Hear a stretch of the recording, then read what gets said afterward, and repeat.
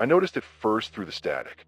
That's the strange part, not the earth trembling, not the low-frequency hum that's been crawling beneath my broadcasts all week, but that I heard it first before I felt it.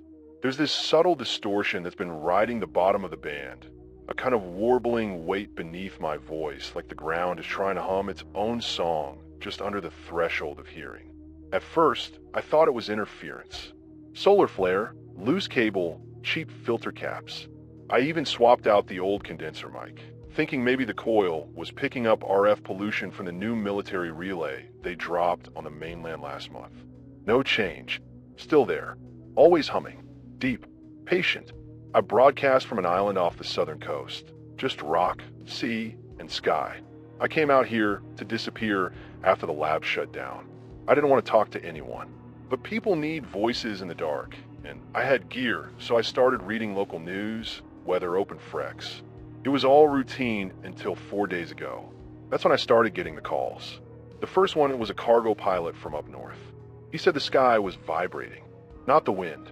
Not turbulence. The sky. His words.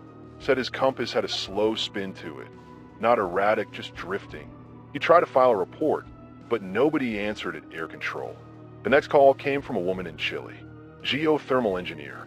She'd been working with a remote team monitoring volcanic systems in the Pacific chain. She told me, and I quote, "The Earth is making new shapes."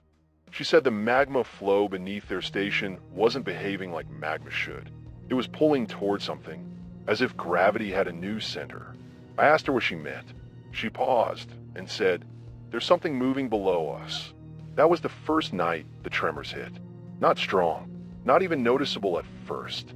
Just subtle rolls under the floorboards, like a wave far offshore finally brushing the beach. My shells rattled once. A cup tipped and didn't break. I thought it was nothing, but then it didn't stop. Every few hours since, the pulse returns. A single, low-motion vibration that passes through the station, not under it. Through, like a muscle flexing somewhere deep in the planet's bones. I started recording the signal. Not the tremors. Those are too soft, but the audio distortion. You can hear it now, faintly, under my voice. That's not interference. That's the Earth speaking, or maybe listening. I checked with the old sensors in the shack, seismic readers from before the grant money dried up. And here's what's strange. There's no epicenter. The tremors are everywhere at once. Not radiating out from a point, but pulsing uniformly across the globe. Like a heartbeat. Like something waking up. I've seen this pattern before, once in the data, years ago. We were studying subsurface echo mapping in the Aleutians. Found a strange pocket deep under the tectonic plate, deeper than should have been possible.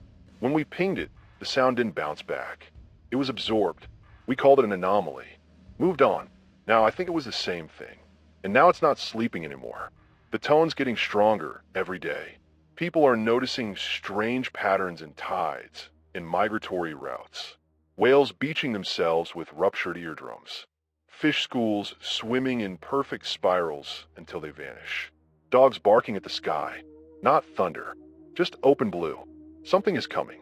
Or maybe it's already moving, and we've only just begun to feel its steps. If you're hearing this, stay alert. Listen closely, not just to what I say, but to what's beneath it. The signal isn't clean anymore. And maybe that's not a malfunction. Maybe that's a footprint, one that keeps getting closer. It wasn't the military that confirmed it. Wasn't the seismologists either, though they've all gone real quiet lately. No, the first real image, the one no one could argue with, came from an amateur satellite technician in Antarctica.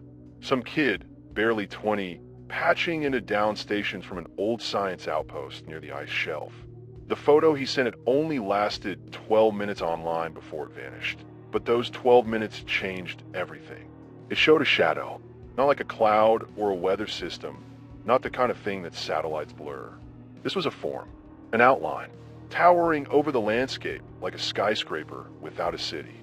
It spanned across the ice fields, hundreds of meters tall, and shaped unmistakably like a figure. It wasn't human, not exactly, but it wasn't alien either. There was something in the angles, the symmetry, the wrongness of it, like a statue built by something that only heard about humans through a half-broken transmission. There was no face, just a smooth expanse where features should be.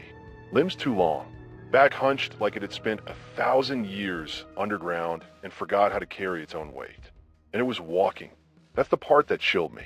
You could see the trail behind it, ridges in the ice, crushed snowbanks miles wide. And not fast, not rushing, just walking. Steady, like it knew where it was going. The kid who found it, he hasn't posted since. No videos, no statements, not even a message to say goodbye. His account is gone, scrubbed, erased. The only reason we still have the image is because a listener grabbed it and sent it to me directly. I printed it out. Keep it next to the board in case anyone tries to tell me this is just seismic nonsense. The moment that image hit the airwaves, the emails started flooding in. Not from conspiracy nuts, though they came too, but from ordinary people. A trucker in Mongolia who saw something massive moving across the desert at night, leaving no tracks. A woman on a freighter crossing the Pacific who watched the ocean swell unnaturally, not from a storm, but like something was displacing it from beneath. A shepherd in Peru who said he woke up to find his entire flock gone, vanished, and in their place, nothing but pressure. Like the air had weight. And the military? They're pretending nothing's happening. No announcements, no press conferences, but flight paths have changed. Surveillance drones are being rerouted. Communication satellites are going dark without warning.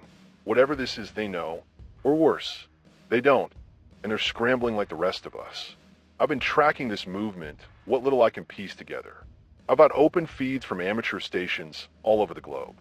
Ham radio operators, weather hobbyists, retired engineers. They're watching the same thing I am. The same low-band interference. The same rhythmic pulses buried in the static. It's moving west. That's the consensus. Not fast, but relentlessly. Crossing oceans like they're puddles. Slipping under clouds through fog over mountains. We don't see them directly. Not yet. But the signs are unmistakable. Animals migrating in reverse. Forests going silent. Buildings whispering with vibrations too low for ears, but strong enough to knock paintings from walls. And dreams. That's the latest pattern. People dreaming of height, of vertigo, of walking beside something so vast they can't see its top, only feel its breath low and steady like wind from the end of the world. Something ancient is moving, not returning, not invading, just resuming. If you're listening, don't wait for official announcements. Don't trust silence. Watch your surroundings. Look for what doesn't cast a shadow. Look for the way the trees lean. For how long the wind holds its breath. Because that first photo might be the last clean glimpse we get. And if it was walking the ice 4 days ago, it's already somewhere else now. Somewhere closer. Maybe you've already felt it. Maybe it's already walked past you. And you just didn't realize how small you've always been. The first landfall happened yesterday. It wasn't on the news. No breaking alert. No emergency press conference. The world didn't stop spinning. But if you were watching, really watching, you saw it. It happened in the Java Sea, just off the coast of Indonesia. There's a chain of small islands out there, most of them uninhabited, barely mapped. But a few host fishing villages, radio masts, old weather stations. One of those stations, Station 8KL, was manned by a single tech named Rafi. He'd been sending me voice logs for months, ever since the pulses started. Yesterday, at 4:13 Universal Time Coordinated, I got his final recording. The file begins with static, thick and heavy, the kind that chokes the mic before a thunderstorm. Then it clears just enough for his voice to cut through. He's whispering, which he never did before. He says, "It's here. I can't see it, not all of it, but the ocean's lifting." Lifting. He says the horizon isn't flat anymore, that the water's being pulled upward in the distance, like the entire sea has risen in a smooth, convex arc. He says it's walking on the ocean floor, not through it, not displacing it like a ship would, but beneath it, as if the water itself parts for it. Then he says this. It doesn't step like we do. It presses, and then there's a sound I can't describe. Low, not a stomp, not a quake. More like the groan of something bending that was never meant to move. Like the earth itself exhaling under pressure.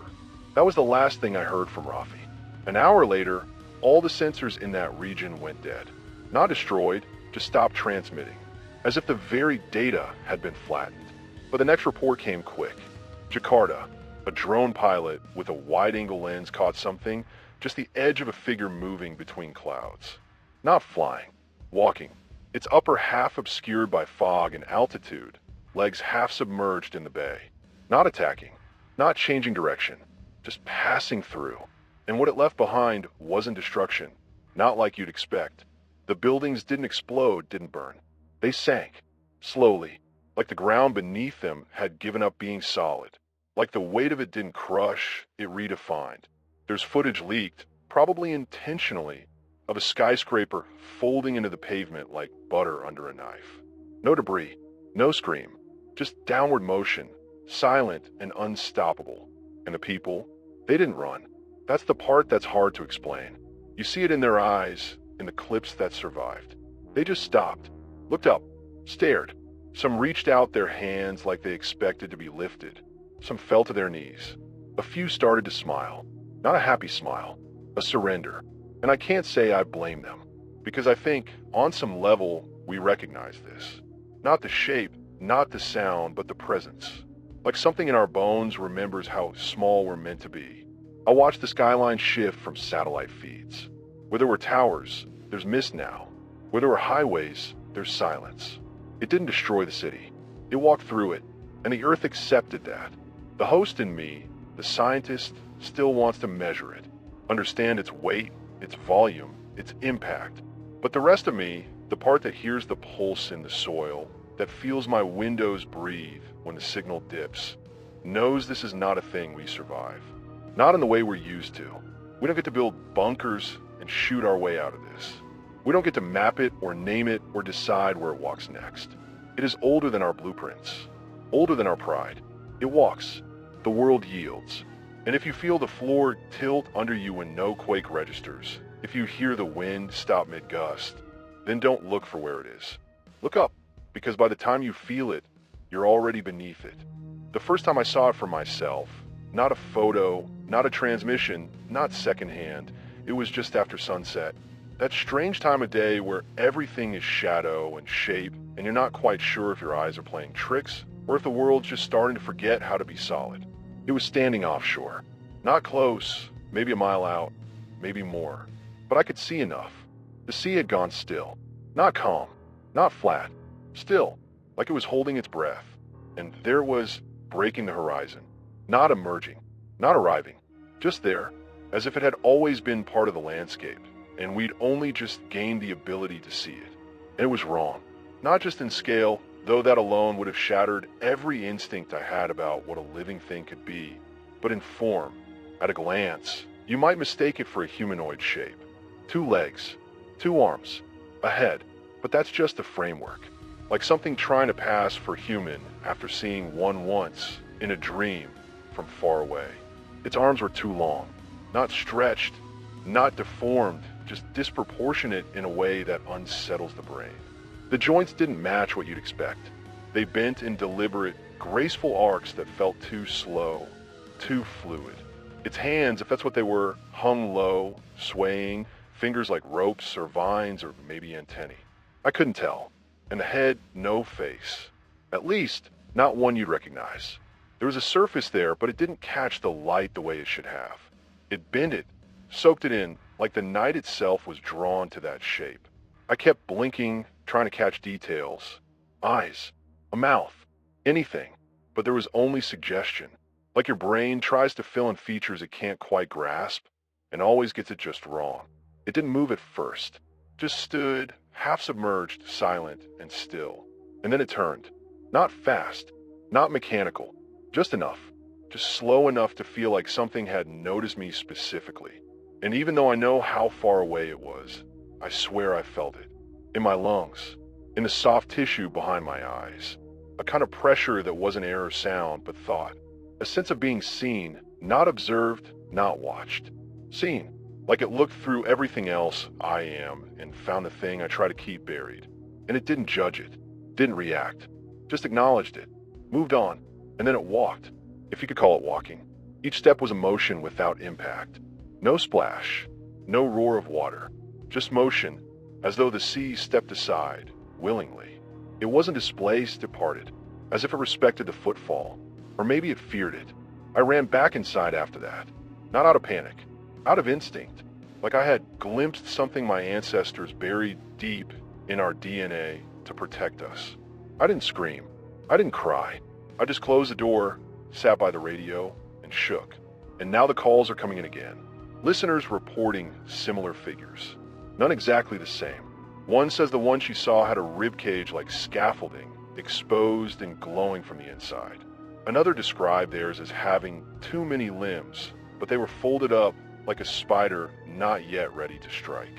They're not uniform, not clones, but they rhyme, like variations on a theme, each one tailored to a different corner of the earth. Different angles, different weights, but always the same wrongness, always the same unbearable grace.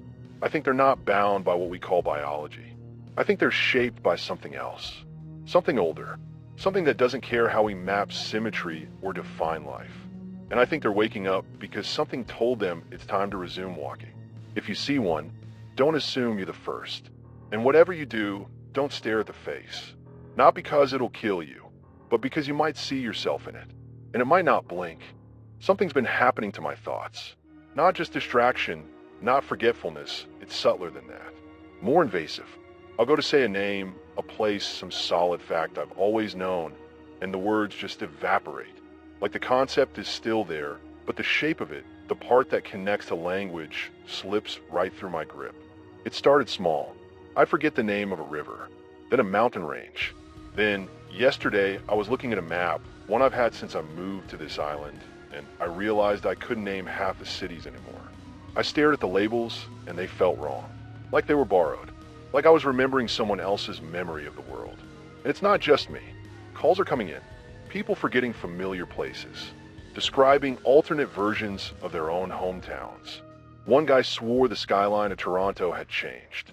Said there was a building with red glass he remembered visiting as a child, but now it's gone. Not demolished, never existed. No one else remembers it. No records. He sounded more sad than scared. Like he'd just lost a part of himself no one could help him find. A woman called in from southern France. Said she took a walk through her neighborhood, same path as always, but halfway through, the street names changed. Not the signs. Her memory of them. She said she stopped and stared at one corner and couldn't remember which direction led to her home. She only lives 2 blocks away. It's like the Titans aren't just disrupting the world physically. They're bending it from within.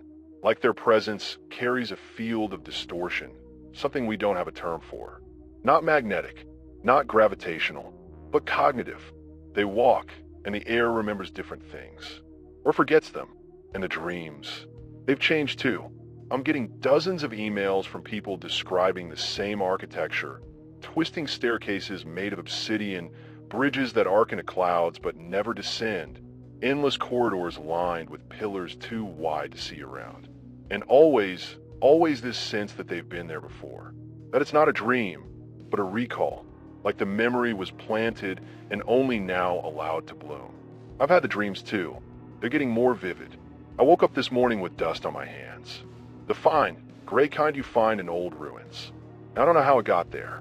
Maybe this is what happens when something too large to comprehend enters our world. Not just in body, in presence. Maybe we're not just seeing these titans, we're remembering them. And maybe that's the real damage. Not the craters they leave in the ground. Not the cities that vanish into the sea. But the minds they reshape by simply existing. There's a phrase that keeps coming up in the calls, different people, different languages, but the translation is always the same. We were not meant to recall this. As if some part of the human brain is built to protect us from this memory.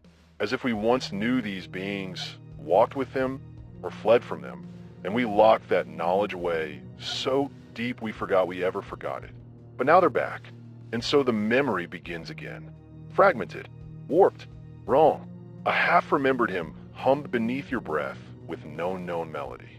The name of a stranger that feels like family.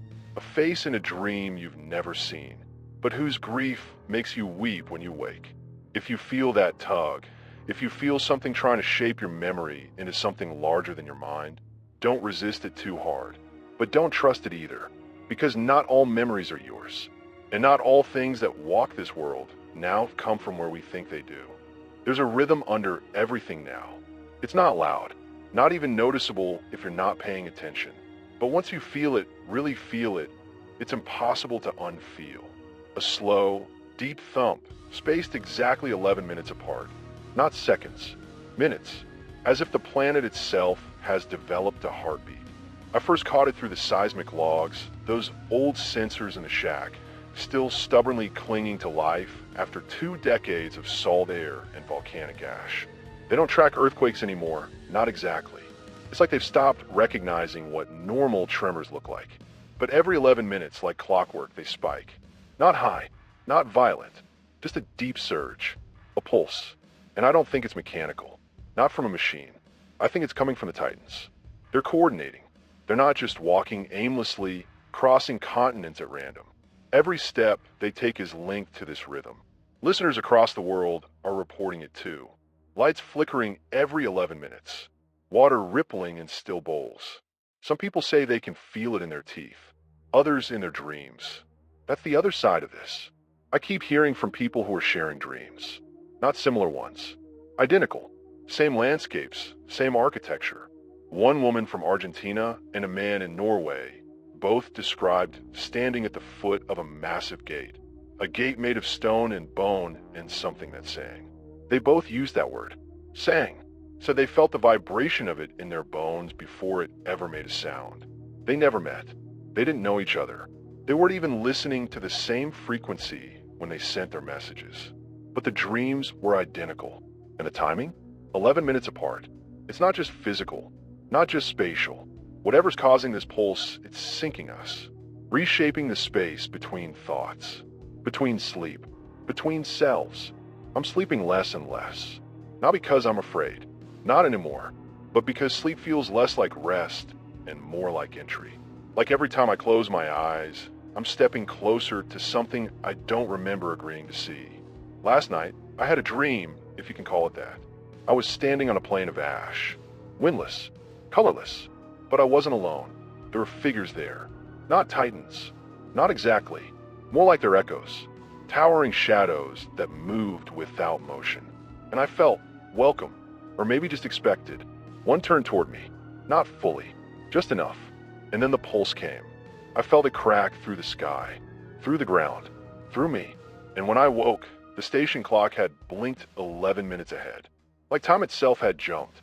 You tell me what that means. Yesterday, a scientist from Seoul called. His voice was shaking, and he was short of breath. He said the pulse is measurable in the atmosphere now, that it's affecting air pressure, altering wind currents. He's worried it's a form of resonance, that the entire biosphere is being tuned like an instrument, calibrated to match something approaching. We're already here. He said they're not just walking, they're harmonizing. And maybe that's what this is. A countdown we don't understand because it's not based on time. It's based on alignment. Every 11 minutes, the world moves a step closer to matching the frequency of something older, taller, larger. Something that doesn't speak in language, but in rhythm. And once we're tuned, once we vibrate in unison with it, I don't know what happens next. But I think that's when they'll really arrive. Not into our cities, not into our skies, into us. So if you feel the pulse, if your chest tightens, or your dreams stretch long and deep, take note of the time. And don't be surprised if you find yourself already walking when it comes again. You can't describe it as destruction, not in the way we use to understand it. Fires, explosions, wreckage. That implies chaos, heat, the mess of things torn apart. What's happening now, it's cleaner, slower, more like erasure. Like whole places are simply being walked through, and the world, out of some ancient reflex, decides to stop existing beneath them. New Delhi's gone. Not completely. Not yet. But it's not what it was. The reports started coming in early this morning. Power outages, tremors, strange fogs rolling in over the city like something spilled from the clouds. Then came a silence. One of the last transmissions I heard was from a local shortwave operator who'd climbed to the top of an apartment complex to get a better signal. He said the skyline had bent. That was his word. Bent. Not toppled. Not fallen. Bent. Buildings were warping inward toward a single point, Like everything in the area had decided it wanted to move toward the sound. And the sound, he said it wasn't thunder, wasn't footsteps either. It was more like a song, low, droning, harmonic in a way that didn't belong in the air. He called it beautiful, said it made him want to kneel. His last words were, "It's not stepping on us, it's stepping into us." Then the feed cut to white noise. Since then, the remaining aerial feeds show concentric rings where neighborhoods used to be. They are not scorched, not bombed, just compressed, like the ground gave way not from impact, but from decision, from a mutual understanding between mass and movement. The city is sinking slowly, block by block, and people aren't running. That's what terrifies me the most. They're staying. In some places, they're even walking toward the epicenters. Not because they're forced, because they feel called. Someone sent me a clip from a market district. Dozens of people standing still, looking upward. No screaming, just this slow, swaying silence. And then they begin to hum. All of them, together. A single note. 11 minutes later, just like the pulse, they're gone. Not a stampede, not a collapse. Just gone. I've stopped thinking of the Titans as creatures. That word implies hunger, instinct biology. These aren't beasts. They don't hunt. They don't even acknowledge us. They simply move. And in doing so, the world moves around them. Like we were never the center of the map. Like we were always just a surface waiting to be redrawn. I've heard rumors that the Vatican's locked down. That the old monasteries are pulling out scrolls older than memory. That somewhere, deep beneath Kyoto, bells are ringing in patterns no one has used in over 1,000 years. And what do the governments say? Nothing. Just static. Redirects. Evacuations that come too late. Like they know the truth. There's nowhere to run. The Titans don't target. They don't change direction. They pass through what we've built, and the Earth agrees with them. So the cities become craters. Valleys. Rifts. Not as punishment. As adjustment. And if you're hearing this, if you're in a city, and the air feels too still and the sky too low, don't wait for the alarm. It won't sound in time. Nothing can outpace a presence that rewrites the land itself. You don't need to fear being stepped on. You need to fear becoming part of the step. I've been tracking the paths. Not just the Titans themselves. I can't see them directly, not from here, but the aftermath. The maps, the pressure zones, the areas where people go silent and don't come back. There's a pattern to it. I didn't want to admit it first. Thought it was just my brain trying to force some shape onto the chaos. But it's there. They're walking in lines. Not straight, not geometric, but intentional. Connecting points. Places. Landmarks. Old places. Ancient places. Someone called it the Tower Theory. The message came in scrambled, just a text dump with no sender, like it got bounced through too many relays, but it laid it all out. The theory claims the Titans aren't wandering. They're mapping. Reconnecting long-dormant sites, Stonehenge, the pyramids, the Nazca lines, forgotten temples deep in Siberia, buried ziggurats under the sands of Iran, places older than writing, structures whose purposes we never understood because they were never meant for us. They weren't built to honor the gods. They were built to signal them. That's the theory. But the Titans were here once before, maybe always here, beneath the crust, or outside our dimension, or somewhere in between, waiting. And those towers, those megalithic sites, we didn't build them. Or, if we did, it was under influence, under instruction, as if some fragment of humanity remembered what the Titans were and tried to mark their steps. The caller said, they're not just walking, they're finishing a circuit. That phrase has been echoing in my mind since. Finishing a circuit. What happens when it's complete? When all the points are connected? When the ley lines have been walked and the pulse hits its final beat? I don't know. I don't think anyone does. But I'm starting to wonder if the Titans themselves do, or if they're just following an instruction left behind, long after the meaning was lost. I look back at ancient texts today, the ones we have fragments of. So many cultures talk about the tall ones. They go by different names, sure, Nephilim, Anunnaki, the Watchers, but the descriptions match. Not just their size, their stillness, their silence, their tendency to arrive only when the world has forgotten them completely.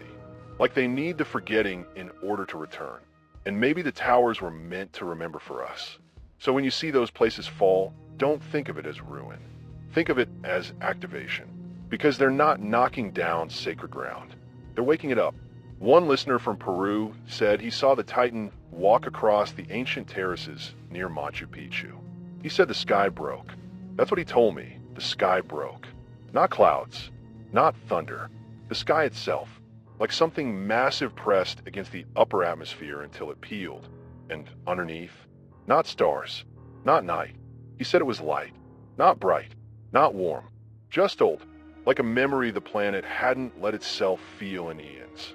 He didn't finish the call. There was a hum. Then static. I think the Titans aren't the main event.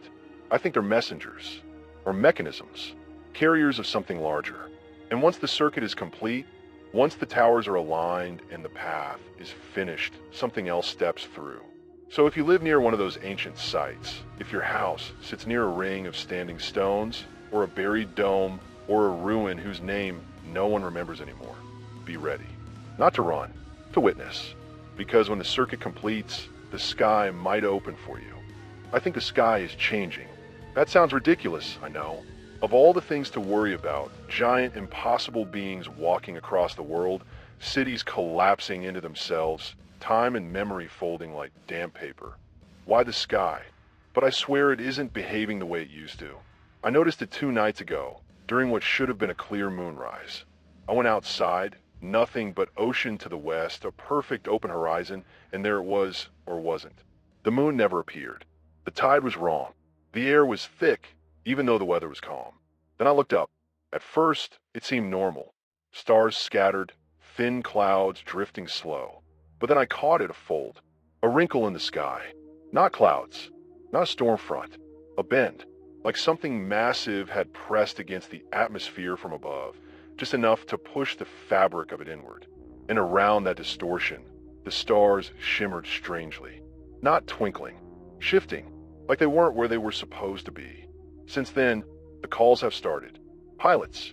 Night watchmen. People who live in open spaces where you can still see the whole dome overhead without the pollution of light or city. They're all saying the same thing. The sky is no longer stable. A woman in northern Australia described it best. She said, it's like watching a reflection on deep water. Still at first, then it ripples, just enough to let you know something's swimming underneath. Others have reported more specific anomalies. A pilot from Brazil radioed in mid-flight, said the cloud line was warping around something invisible. His instruments showed nothing. No turbulence, no pressure changes. But the sky above him curved unnaturally, like something tall and slow was passing through it. He said it wasn't hiding. It just didn't care if we saw. And maybe that's what's most disturbing. Because what happens to the world when the sky stops being trustworthy? When we look up for guidance, for comfort, for orientation, and all we see is a false ceiling starting to peel. One scientist from Iceland sent me a rough calculation. He'd been tracking minor fluctuations in light diffraction, anomalies in atmospheric density. He said the data shows increasing tension in the upper layers of the sky, as if something is pressing down, not air pressure, not mass, but presence. He called it erosion from above. And that phrase hasn't left my mind, because it suggests the sky is not an infinite expanse. It's a barrier, and barriers were down. If the Titans are walking across our world, aligning the old towers, syncing the pulses, waking up something ancient, then maybe that something doesn't live here yet. Maybe it lives above, not in space, not the stars, above us in a way we can't yet define, and the sky is thinning under its weight. I keep wondering, what if we've never seen the true sky? What if everything we thought was cosmos and blackness and vacuum was just a projection, something to shield us from the real texture of what lives beyond? And now, that projection is eroding. The edges blur. The clouds spiral where they shouldn't. Light bends like it's dodging something we're not supposed to see. And in some places, when it rains, the water smells like ash. So don't just look at the ground anymore. Don't just feel the tremors and wonder when the next Titan will come walking over your hills or valleys. Look up. Really look. And if the stars seem out of place, if the moon hangs just a little too low, or the horizon tilts when you turn your head, know that the sky isn't retreating. It's being peeled back. and whatever's behind it has already seen you. Today, I was reading through my old field notes. My own handwriting and old logs from my time studying fault lines and underground echo chambers were there. But I found something I didn't write. It was on page 37 of a spiral-bound notebook that I kept in a weatherproof box. I know what is supposed to be there. A sequence of mineral samples. A checklist of geophone placements. Instead, scribbled between a diagram of a cross-section and a half-finished sentence, was a set of symbols I've never seen before. Not doodles. Not nonsense. Symbols. They repeat in patterns. Angular. Complex. Some spiraling outward. Others embedded like runes between the lines of my own notes. But here's the thing. When I look at them, they feel familiar. Like something I read once, long ago, in a dream I can't fully remember. I showed them to an old colleague over satellite link. Retired linguist, worked on code breaking during his early years. He stared at the scan for a long time and said, "It's not a language, it's an interface." And then he hung up. I haven't heard from him since, but now I'm starting to see it in more places. In email glitches, in corrupted audio logs. One listener sent me a clip. He'd been recording ambient sound from the foot of a valley near one of the Titan Paths. When he slowed it down, filtered the frequencies just right, there it was, tones arranged in repeating sequences. And then, under the tones, a voice. Not human, not modulated, just wrong. It spoke in bursts, 5 syllables at a time. Harsh, rhythmic, repeating. And when I looped it, I began to understand what it was doing. It was teaching, somehow, through the vibrations in the soil, through the structure of sound itself. It was embedding something, not information in the way we think of it, more like a primer, a framework, like it was preparing the brain to recognize a shape, a syntax, an architecture of meaning that we weren't built to process. Until now, because people are starting to speak it, not on purpose. One woman left a voicemail. I played it live on air yesterday. Maybe you heard it. She started off trying to describe the lights above her neighborhood, but halfway through, her voice shifted, just slightly. The tone dropped, her pace slowed, and then she said something in a language I didn't recognize. 3 short syllables. She paused, then screamed, then nothing. I ran that segment through every analyzer I have. It doesn't match any Earth language. Not dead, not fictional. It matches the symbol I found in my notebook. Exactly. And if it's happening to her, it could happen to any of us. It's not possession, not like the movies. It's assimilation. They're inserting a language, one that fits into the grooves of our perception like a key into a lock. One that doesn't require your permission to learn. I found my hands moving on their own, not in big ways, just drifting across paper when I think. Drawing loops, intersecting arcs, shapes I can't explain but which feel correct. I wake up and find them etched into the dust on the desk, scratched into the condensation on the window. Like part of me is rehearsing, preparing.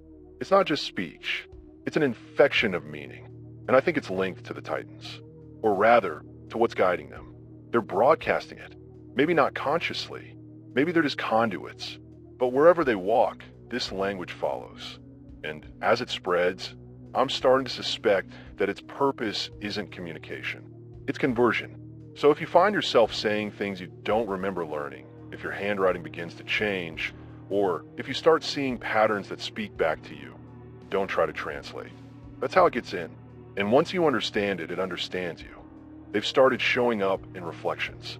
Not on camera, not through binoculars, not even through windows, really, just mirrors, water, any surface that holds a stillness long enough to return your gaze. I didn't believe it at first. I thought it was a hallucination thing, people scared, overstimulated, imagining shapes in the fog. I've been on the edge of that kind of breakdown myself more than once. But now I've seen them too. It was this morning, early, just after the pulse. I was rinsing out a mug in the sink, not thinking of anything in particular. Steam on the window, wind outside, the usual. Then I glanced down into the shallow water pool in the basin, and I saw a shape. Not mine. Too tall. Far too tall to be standing behind me. No detail, just length. Verticality. A silhouette that didn't move with me, didn't match my shoulders or angle or breathing. just stood there, watching. Still, I spun around. Nothing. I looked back. Gone. But the water rippled for far too long, and now I can't unsee it. I find myself checking the reflections in every surface I pass. In the lenses of the old backup camera, in the black mirror of the turned-off monitor, in the small window above the cot that only shows sky, except now sometimes it doesn't. I've had listeners calling in with stories just like this. A man in Finland said he watched his reflection move after he stopped. A woman from Kenya described brushing her teeth, only to see her mirror self staring upward, long after she dropped her gaze. One person, no name, no location, left a single sentence in my inbox. They used the glass to measure us. What does that mean? I try to record it, set up a camera by the sink, try to catch the shapes when I wasn't looking. Nothing. Just me. Just water. The Titans don't show up on recordings. Not directly. They don't care about lenses. They only appear where you are the lens. That's the key. It's not just about seeing. It's about being seen back. The reflections aren't illusions. They're interfaces. Windows the wrong way around. Maybe the Titans are too massive, too out of phase to fit fully in our space. But reflections? They're thin places. Cracks in the logic of reality. Places where light and perception blur, just enough for them to reach through. One theory I've heard, whispered from someone deep in what's left of an observatory, is that the Titans don't walk in our world the way we think. They pass near it, and reflections are the only places the pressure of their presence is allowed to take shape. Another theory? They're studying us. Not from satellites, not from labs, from us, from our eyes, when we look at the world and see ourselves in it. And the more we look, the more they learn. I think that's why the dreams are changing. Why the voices have started to mimic ours. They're building something out of us. Not a weapon, not a duplicate, a translation, a way to move from concept into form. And our reflections are the test. If yours doesn't move right anymore, if it lingers, if it twitches, if it smiles when you don't touch the mirror. Don't speak. And for God's sake, don't ask it questions. Because it will answer, and what it says will sound just like you. They don't stop. That's the part that's hardest to understand. Not the scale, not the strangeness, not even the reality-breaking things like how they warp gravity or whisper across dreamscapes. It's the consistency, the silence, the sheer, unyielding movement. The walkers don't rest. They don't pause. They don't seem to ever question where they're going or why. They just continue, always forward, like the idea of sleep never applied to them in the first place. Like they're not bound by the rise and fall of a day. A cargo ship out in the North Atlantic caught the edge of one 2 nights ago. The crew didn't see it approaching. They didn't see it leave. All they reported was a sudden, absolute shadow stretching across the ocean, blotting out the stars like something was walking across the sky. The instruments froze. Not failed, froze. For 11 minutes and 27 seconds, time just held. And then the ship's power returned. Their coordinates had changed, by over 300 miles. They hadn't moved. They hadn't felt motion, but something had carried them. Another listener, a diver stationed near a trench in the Pacific, sent a voice note just before his feed went dead. He said the sonar picked up something enormous crossing the trench floor. It wasn't swimming. It wasn't gliding. It was walking. The seafloor groaned beneath it like old metal under tension. The water didn't bubble. There was no collapse, no displacement. It walked like it belonged there, like it had always been there, pacing the ocean's bottom while we floated clueless above, thinking we ruled the world. And that's the terrifying part, the idea that these things might have always been moving, that what we're seeing now isn't a new phenomenon. It's a slow surfacing of something that's been circling the planet for eons, deep below where eyes could reach, and only now is close enough for us to feel. They've been spotted at night. That's becoming more common now. More reports of silhouettes in the fog, stars blinking out in tall, rectangular patterns that suggest a shape blocking the view, not clouds. They don't sleep, and the people closest to them, they're starting to forget how to sleep too. Insomnia is rising. Not the kind that keeps you restless, but alert. This is deep. Something in the body resisting the vulnerability of dreams. Something in the mind refusing to switch off. I've been awake for 3 days. I don't feel tired. Not the way I used to. There's a pressure in my chest, a low hum behind my eyes. Like something's pressing against the gates of consciousness, just gently, enough to say, you don't need to leave the light anymore. And I'm not alone. Callers keep describing the same symptoms. Can't sleep. Don't want to. Not because of fear, but because of a strange, magnetic clarity. Like their minds are being drawn upward into something wider. Something taller. The walkers do not sleep, and now, maybe neither should we. Maybe that's part of the transformation. Part of the resonance. Maybe sleep was always a boundary they couldn't cross. And now they're breaking it down, minute by minute, dream by dream. If you're still sleeping, if you still can, treasure it. Because there may come a night where you lie down, close your eyes, and find there's nowhere left to go. No dream waiting, no border to cross. Just the endless sound of footsteps, quiet, slow, and constant, walking through the sea, the sky, the core of the earth, and walking into you. I used to trust the horizon. There's something about it, especially out here, ocean all around, no cities, no towers, just sky and sea and the line between them, holding still. Even when the weather shifts, even when the wind howls, that line always meant stability. The edge of the world, clean and calm and distant. But now it's moving. I noticed it 3 hours ago. It started as a shimmer, like heat distortion rising off asphalt. Only there was no heat. Just a strange tightness in the air, the kind you feel when a storm's about to punch through the sky, but never quite does. Then the shimmer grew, stretched. I thought it was fog at first, but fog moves with the wind. This didn't. It crawled, and the ocean beneath it went glass smooth, then dark, as if something massive had passed underneath and pulled the sunlight with it. I watched for over an hour before I saw the shape. It wasn't a silhouette exactly. It was too distant for that. But the sky behind it bent. That's the only way I can describe it. Bent outward, like the horizon itself had become elastic, trying to accommodate something too large, too old, too important to remain hidden any longer. It's one of them. It has to be. I can't see the whole thing. Not yet, but I feel it. In my feet, in my teeth, in the parts of my brain I didn't know could ache.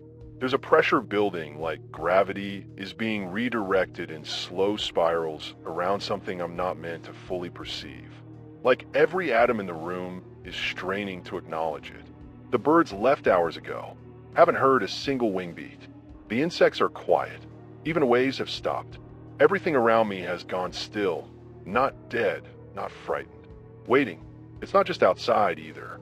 Inside, things are shifting too. My voice, it's still mine. I think, but there's this moment right before I speak where I feel it catching. Not my breath. Something beneath that. A kind of anticipation. Like my body is pausing just long enough to check who's really doing the talking. I've seen the recordings. My broadcast logs. There are words I don't remember saying. Phrases threaded into the silence. References I don't recognize, even though they came from my own throat. I'm still here, but I'm not alone in here. The horizon's getting closer, or maybe I'm being pulled toward it. It doesn't make sense spatially. I haven't moved. I've locked myself in, checked every window, every compass, every dial. But the distance is shortening, and the shape, it's getting taller. It's like watching a mountain rise from the ocean floor in real time. Only mountains don't walk. They don't lean slightly forward, casting impossible shadows that shift without light. They don't emit a sound you feel in your molars before you hear in your ears. But this does. I don't know how much longer I have before it reaches me. An hour? A day? Time feels strange now. Elastic. Like whatever this is, it's bending not just the land, but the sequence of things. Like it'll arrive at the moment it's always been meant to, and the world will snap to fit around it. So I'm staying on the air. I'm not running. What good would that do? Where do you hide from something that touches every part of the earth with every step? I don't know what it wants. I don't know if it even wants anything. But I know it's moving toward me, and I know my words won't matter when it finally steps across my sky. All I can do now is keep broadcasting, so that when the horizon finally disappears, someone, somewhere, knows I saw it coming. Okay, I think it's here. No, scratch that. I know it is. I've known for a while now, but I didn't want to say it out loud. Didn't want to believe it. I kept checking the gear, adjusting knobs, pretending there was still time to understand what was happening. But there isn't. The tower's shaking. Not violently, just enough to feel like the walls are breathing. Like the building itself is bracing for something bigger than it was ever meant to hold. The horizon's gone. Not dark, just missing. It's like someone peeled the sky back and left this gray nothing in its place. No stars, no clouds, no shape I can name. Just a space where the world used to be. And from inside that space, something's moving. It's not walking, not really. The legs move, yeah, but the ground doesn't respond. There's no impact. It's like it's skimming through reality. Like it's stepping across layers we can't see. But I can feel it. It's pressing on everything air, sound, thought. Like the idea of it is heavier than anything I've ever known. And now that it's close, the signal's changing. There's this low, repeating tone bleeding into my mic feed. I didn't put it there. I didn't open that channel. It's my voice, but not me. Chopped up, reversed, playing in loops. Like it's answering. I think it is. God, it's using my voice to talk back. The lights just turned red in the booth. I didn't touch anything. I don't know what that means. But I've got this feeling deep down like something's watching me through the broadcast now. The last message I got, no call, no email, just a line of code, it said, "Signal complete. Last sequence accepted." That was it. And now I feel it just outside the walls. Not knocking, not roaring, just waiting, like it's letting me finish. So here it is. I don't know what this is or what I've been broadcasting into. I don't know if anyone is still out there, still listening. But I want you to know, I didn't stop. I didn't turn the mic off. I stayed with it. I stayed on the air. Until the very end. I can feel it now, pressing into the space behind my eyes. The mic is warm. My reflections not matching my movements anymore. I think I'm starting to go, but let me thank you for listening while I can still talk.